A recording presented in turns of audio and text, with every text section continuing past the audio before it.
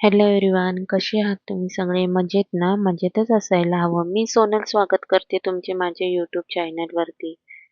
तर आजचा व्लॉग थोडा स्पेशल असणार आहे.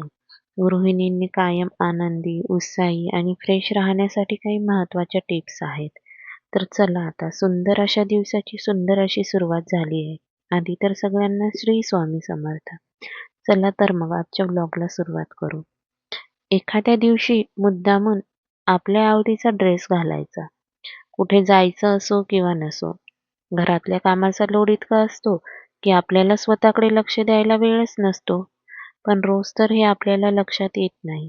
पण एखाद्या दिवशी थोडं काम कमी असलं की आपण निवांत बसलेलो असलो की तेव्हा मनात विचार येतो की आपण काय होतो आणि काय झालो.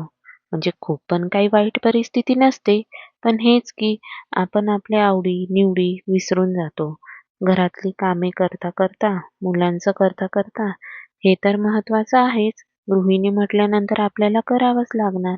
पण मला असं वाटतं की करता करता आपण स्वतःला पण जपलं पाहिजे.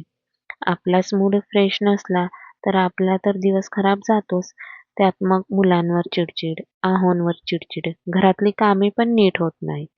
म्हणून आपण कायम आनंदी, उत्साही आणि फ्रेश राहिलं पाहिजे. यासाठी आपण कामातून वेळ काढून आपल्याला काय आवडतं, आपल्याला कशात आवड आहे ते केलेच पाहिजे. आपणच आपल्याला जपलं पाहिजे. महिन्यातून एकदा तर सर्वच लेडीज जात असतील ब्युटी पार्लरला. एखाद्या दिवशी मूड खराब असला तर मधात जाऊन यायचं मध्येच. पण त्यात पण एक वेगळाच आनंद असतो. बचत तर आपण रोजच करतो. एखाद्या दिवशी स्वतःवर पण खर्च करून बघायचा. तसं मुलांसाठी, परिवारासाठी, आपण फ्युचरसाठी खूप बचत करून ठेवत असतो.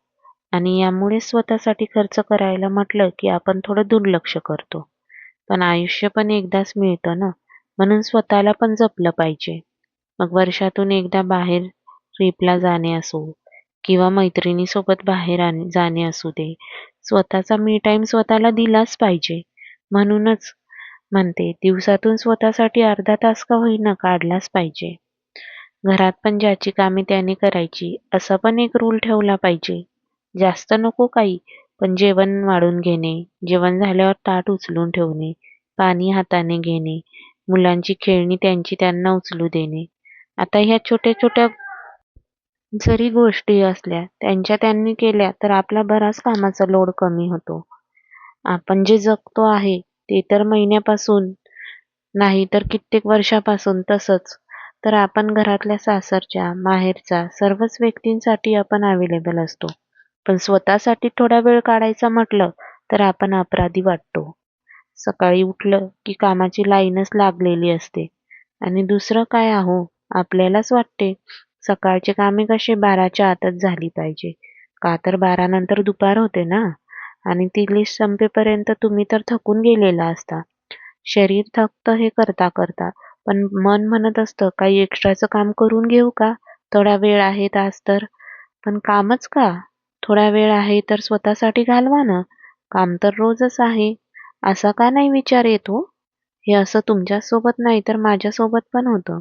म्हणूनच म्हणते, द्या थोडा वेळ स्वतःला. हा व्हिडिओ माझ्या सर्वच सखींसाठी आहे, ज्या की या सर्वांमध्ये स्वतःला विसरून गेल्या आहेत.